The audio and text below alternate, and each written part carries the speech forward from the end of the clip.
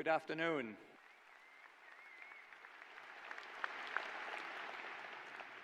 And it is now my great pleasure to introduce our distinguished commencement speaker, Amir Husain. Amir is a serial entrepreneur, a veteran AI technologist, an author, a distinguished alumnus of the College of Natural Sciences, and a good friend and advisor to the college. He is the founder of Spark Cognition, an award-winning AI company based in Austin. He's the recipient of Austin's Top Entrepreneur Award. And as an avid inventor, he has been awarded more than 30 patents. He's co-founded companies in the defense technology space and served on the board for companies including Spec5 and Navigate. He's also served as NATO's Innovation Advisory Board, and he's been featured in international and national media outlets. He's the author of several books, including the best-selling The Sentient Machine. Please join me in welcoming Amir Husain.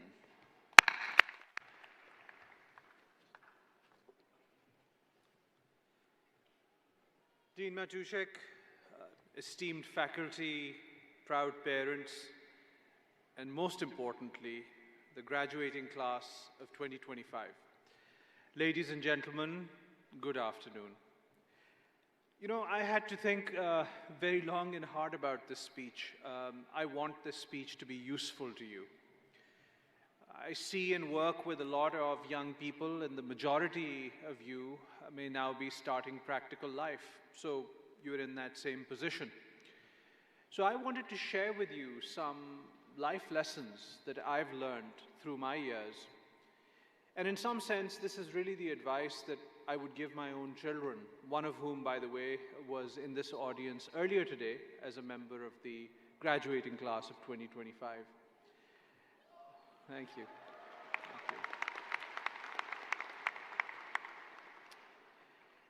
And look, while it's true that I don't know most of you personally, I want you to know that I care deeply about each of you. You are Longhorns. You are young people from a community I call my own. You are the future of my city, of my country, and of my world. I could not possibly care more deeply about you. And it's in that spirit that I want to tell you a few things and have a real heart-to-heart with you. The first thing I want to tell you is that each of us, and collectively, every generation is dealt a hand. You can't change the cards that were dealt to you, but you can choose how to play them. If you were the graduating class of 1936, you would have seen the world sliding into a war. You would have seen fascism rising in Europe, and within 3 years, the deadliest conflict in human history would begin. But if you were the graduating class in the 1950s, you would have heard the first echoes of the Cold War, with nuclear weapons tested in the atmosphere and civil defense drills taught alongside calculus.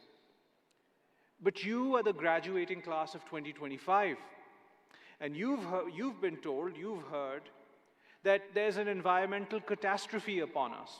You see the division within our country. You hear that 50% of Republicans and Democrats don't want their kids to marry someone who isn't a Republican or a Democrat. You were told that when your parents were graduating, they could get a job and buy a house within a year or two, and that they could afford a car, and that you will have difficulty doing that. Well, I want to tell you that these things, much like many complex social truths, are true only in degree. Social truths are not true in the sense that 2 + 2 is 4. They have nuance to them. Yes, it is the case that houses are less affordable now, but it is also true that the average house in the 1950s was a mere 900 square feet. And today, we have average homes that are 3 times that size. If you look at a pickup truck from the 1950s and you compare it to an F-150 of today, well, one is twice the size of the other. So why am I telling you all of this? Because I want you to understand that there is complexity to narrative.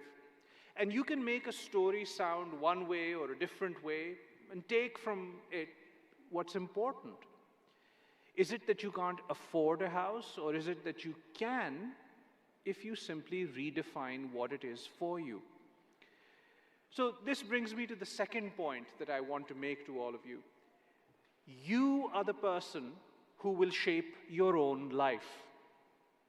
No one else can impact or change your life for better or worse to the extent that you can. Years ago, I hired psychologists to come to my company and study why certain people were doing so amazingly well and others had a hard time. The biggest reason they found was that the people who struggled were always looking for something external to pin the blame on. Those who were winners would shape their success and failure as a function of what they themselves did. And the psychologist told me that this idea is actually known as locus of control. Keep it focused on what you can do. You see, when I came to UT Austin in 1996, it was a very different time. I had come here from my native Lahore, Pakistan, and didn't know a soul in Texas. The internet was barely there, and cell phones, particularly for a young student, weren't a thing. So it took me days to find a place to stay, weeks to get my social security number, and even more days to get a landline phone installed. And by the way, when I had arrived, the airline had lost my bags. So I had traveler's checks, and many of you young folks here would be wondering what those are. Basically, caveman-era prepaid checks is the best I know how to explain them. So I land here with 2 shirts, 2 trousers, and a pair of shoes, not knowing a soul. The first week I was here, I was robbed in my home on 29.5 Street. The next morning, I was utterly defeated. I was absolutely broken. And I walked to the payphone opposite the Jack in the Box at the corner of the Drag and 26th Street. And I called my mother. The operator told me that it would take $18 to make a 3-minute international phone call. So I went and got 72 quarters and one by one put them into the phone. Then I waited, and finally I heard my mother on the other end. She hadn't heard my voice for days, and I was dying to hear her voice. And of course, she very lovingly and enthusiastically said to me, "How are you? Are you doing well? Are you happy? Is everything okay?" And for a moment, I just wanted to break down, and I wanted to tell her everything. That I was miserable, that I had been robbed, that that nothing was working out, and that I wanted nothing more than to be rescued from this place. But then in that moment, a voice in my head said to me, "So what can she do? You'll have to deal with this moment on your own in any case. You'll just worry her, and to what end? So toughen up and get through it." And so I did. I lied to my mother. And I told her that I was very well and I was very happy. But then that lie became the truth. Over time, things did get better. I found a better place to stay. A year or 2 went by, and I met Zabe, who became my lovely wife. I met her here at UT. I devoted myself to my field of study. I fell in love with the PCL library, and I discovered ancient Persian manuscripts of poetry that I spent hours enthralled by. I met some of the most beautiful human beings that I've ever known in my life, my professors, my friends at UT Austin. So this brings me to the third thing I wanted to tell you. You know, sometimes life brings you to the verge of breaking down, the very edge. And the easiest thing to do is to give in. But even in that moment, do remember there are 2 choices. And it is in your power to make the considered choice.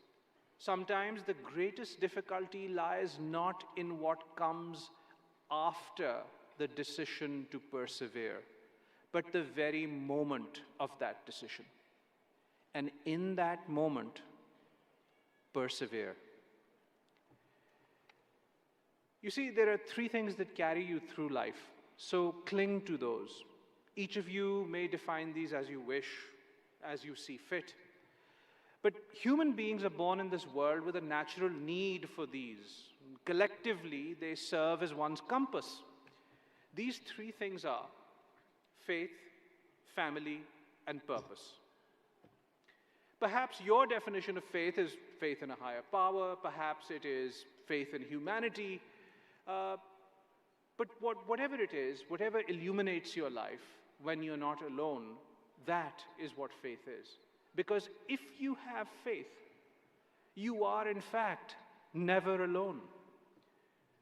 Family, whether it's the parents that raised you, the siblings you grew up with, or the family that you accumulated along the way, these are really the people with whom every endeavor becomes sweeter. Everything you do tastes better. In whose gaze every accomplishment becomes more meaningful, and in whose appreciation your efforts find validation. If you're ever dissatisfied and you've done something great, and you ask yourself in life, I did something great, why am I dissatisfied?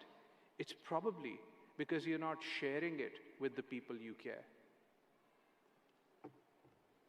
And then purpose, a higher calling, something beyond your person, something larger than you, something that links you in the chain of human experience and accomplishment as an arrow that points in the direction of progress. Not as a point untethered to anything but itself, but as an important station in a larger celestial journey. You are more than just yourself. The thing you are accomplishing in this world is more than just the time you have. What is your purpose? What is your purpose? Is it the ending of disease? Is it the protection of the weak? Is it the advancement of the limits of what is known? Because you are more than you can possibly comprehend if you infuse your life with purpose. Look, what comes next will not be easy, because what comes next is life. It's at once challenging, but it's also full of opportunity. But remember, you are the actor. Life at times will simply happen. But most of the time, you are the one that needs to drive it and shape it and make something better of it. You are the actor. You are the author of the future. You are the helper of those in need. And you are the key to your own self-improvement. You are our best hope, and you are my best hope. Good luck and hukum.